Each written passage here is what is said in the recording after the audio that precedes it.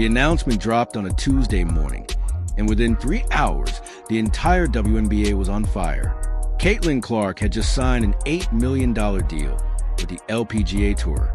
Not a quick Instagram sponsorship, not a one-time appearance fee. A full multi-year partnership that would make her the face of women's golf through 2026. And Aya Wilson, two-time MVP and reigning champion, sent out a single tweet that said everything without saying anything at all. So you're telling me you can miss shots and still get golf money now? The internet knew exactly who she was talking about.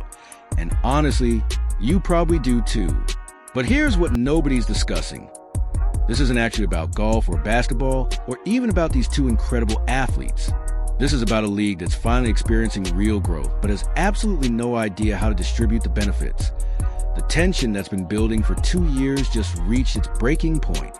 Because when one player makes more money in endorsements than the rest of the roster combined, something's got to give. So let's filter out the noise and look at what's really happening here. The LPGA didn't just throw money at Caitlin Clark because she's famous. They ran the numbers. When she played in a Pro-Am event that wasn't even supposed to be televised, so many fans flooded the organization with emails demanding to watch that they had it aired on national television. She was trending on Twitter before she even picked up a club. The LPGA paired her with Nelly Korda, the #1 golfer in the world, and suddenly millions of basketball fans now know who Nelly Korda is. That's not luck. That's a marketing phenomenon that happens maybe once in a generation. And if you believe the story behind the story matters, the dynamics that stay invisible until they explode into public view, hit that like button right now, because what we're about to break down goes way deeper than one salty tweet. Here's the reality that's making veterans uncomfortable. Caitlin Clark has generated more revenue for women's sports in 2 years than most players will generate in their entire careers. The numbers don't lie. Attendance doubled when her team played on the road. Merchandise sales shattered records. Television ratings tripled during her games. She became the first WNBA player to get non-basketball brands fighting over her signature. But Aya Wilson has 2 MVP trophies, championship rings, and a resume that would make her a first-ballot Hall of Famer. And her endorsement deals combined don't even come close to what Caitlin makes from a single partnership. That's the collision we're witnessing.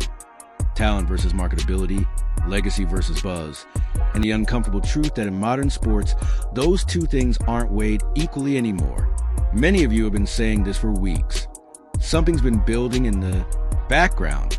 The subtle comments, the carefully worded interviews, the players who praise Caitlin's game but can't quite hide the frustration in their voices when asked about her off-court success.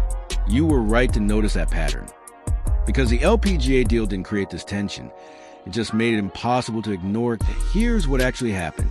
The LPGA Tour had been watching Caitlin's impact for months. Nike, who sponsors both Caitlin and several LPGA stars, helped broker the partnership. They wanted to build this crossover athlete brand, and Caitlin was a perfect vehicle. Because she doesn't just represent basketball, she represents something bigger. The ability to make people care who never cared before. The deal reportedly includes between $6 and $8 million over 2 years, brand appearances at major tournaments, cross-promotion rights with companies like Titleist and Nike Golf, and a potential joint media project. And here's the part that probably made Aya's blood boil.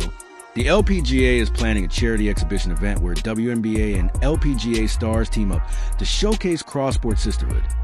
Imagine being Aya Wilson, watching Caitlin Clark become the bridge between two sports while you're still fighting to get mainstream coverage of the sport you actually dominate. The timing made it worse. Aya had just finished another MVP caliber season, leading the Aces to another championship run. And the day after the finals, what was trending? Not her performance, not her leadership. Caitlin Clark's latest Instagram story, that's the kind of thing that turned professional respect into genuine resentment. And connecting the dots reveals why Aya's tweet wasn't random frustration. It was calculated. She didn't use Caitlin's name because she's too smart for that. She knew exactly what she was doing. Sending a message without giving anyone ammunition for a headline. Except the internet doesn't work that way anymore. Within minutes, replies were saying, just say, Caitlin Clark. Within an hour, she was trending, and not in a good way. Fans immediately picked sides. Half defended Caitlin like she's untouchable. The other half reminded everyone that Aya Wilson is one of the greatest to ever play. But here's what's fascinating. Both things are true. Caitlin can be the most marketable athlete in women's sports right now, and Aya can legitimately feel undervalued. The problem is the WNBA has no infrastructure to handle that balance. They keep talking about lifting all boats with a rising tide. But the tide has risen dramatically, and somehow only one boat got lifted. Everyone else is still sitting at the same water level, watching Caitlin sail past. Reading between the lines of Aya's response tells you everything. She tried to walk it back later, saying it was just a joke taken out of context. But you don't tweet something like that without meaning it. And you definitely don't tweet it the same day a massive deal gets announced, unless you want people to connect those dots. The WNBA world split instantly. Some players quietly liked the tweet. Others posted support for Caitlin without naming names. The league stayed silent, probably hoping it would blow over. But this isn't going to blow over, because it's about something much more fundamental than one deal or one tweet. It's about a league where the marketing money finally showed up, but it's only following one player. And every other star is wondering when their turn comes. If you're watching this and thinking there's got to be more to the story, drop a comment below. Tell me what you think is really driving this divide. Because the more voices we get analyzing what's happening behind the scenes, the clearer the full picture becomes. Now, let's talk about what makes the situation even more complex. Caitlin Clark has never responded to any of this. Not once. She doesn't tweet back. She doesn't throw shade in interviews. She doesn't even acknowledge that the drama exists, and that silence, that's a massive part why brands absolutely love her. She's a PR dream, controversy-free, drama-free, and focused entirely on performance and partnerships. While other players get caught up in Twitter battles that turn off sponsors, Caitlin just keeps stacking deals and staying quiet. And that quiet strategy ironically hurts more than any trash talk ever could. Aya can win another championship ring, but Caitlin will still dominate headlines just for hitting a golf ball on Instagram.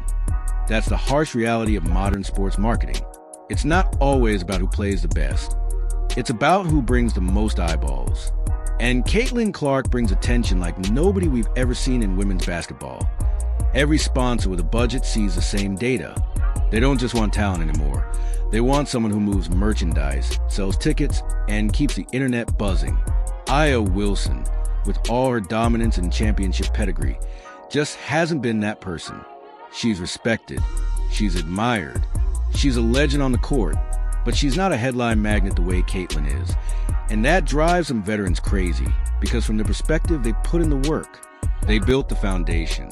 They carried this league through the years when nobody was watching. And now someone walks in and suddenly all the money shows up. But here's where we need to be honest about the business side. The LPGA didn't make this decision emotionally. They looked at what happened when Caitlin played in that Pro-Am event. An event that wasn't even going to be broadcast until fans demanded it so loudly that networks had to respond.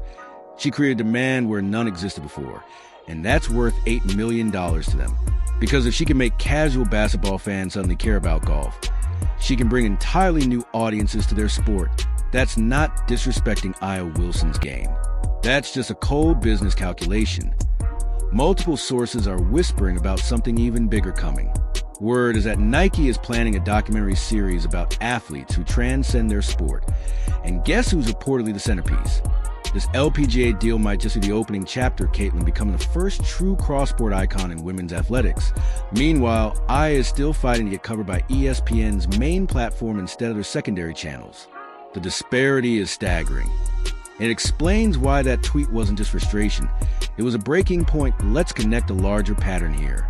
Remember the WNBA finals last year? The Aces won the championship. Aya had an incredible performance. And what was the top trending topic on social media that same day? Caitlin Clark's playoff exit from 2 weeks earlier. That kind of thing doesn't just sting professionally. It creates genuine resentment. Sources close to the league say this tension goes beyond just Aya. Reportedly, a group of veteran players have been having private conversations about how the Caitlin effect has lifted the league's profile, but hasn't translated into better contracts or opportunities for anyone except her. They're watching her make history with endorsements while they're still fighting for basic marketing support from the league. That creates an uncomfortable dynamic in locker rooms, at all-star events, and even at league meetings. Players start feeling like supporting characters in the Caitlyn show, and that energy becomes impossible to hide. The WNBA community is buzzing about what happens next, because if this tension keeps building without the league addressing it, we could see an actual fracture. You got the old guard who think Caitlyn's success came too easy. You got the new generation of fans who think the league owes its entire resurgence to her. And you got the front office sitting in the middle, pretending everything's fine, while secretly hoping both sides keep generating headlines that it's messy, it's dramatic, and it's exactly what keeps people talking. But if the WNBA don't figure out how to manage this properly, they risk destroying the unity they spent years trying to build. Here's what's really at stake. Caitlyn Clark has made the league bigger than it's ever been. The challenge now is making sure everyone benefits from that growth, not just her. Because you can't build a sustainable league when 90% of the marketing attention goes to one player. Aya Wilson has two clear paths forward.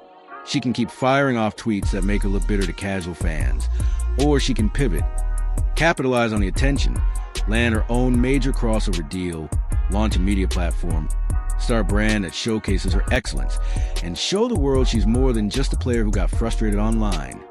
Fans love authenticity, but they hate pettiness. And right now, she's walking a very fine line. Meanwhile, Caitlyn Clark just keeps winning, both on and off the court. This LPGA deal is another piece in her rapidly growing empire. She's not just playing the game anymore. She's rewriting how it's marketed. And whether you love her or hate her, you can't deny she's playing the fame game perfectly, turning silence into strategy and controversy into opportunity. If Aya does adapt to this new reality soon, she'll keep getting left behind in the noise while Caitlyn builds something unprecedented. Here's the question. Do you think Aya's frustration is justified? Or is this just how modern sports work? Is the WNBA doing enough to support all its stars? Or are they letting Caitlyn carry everything?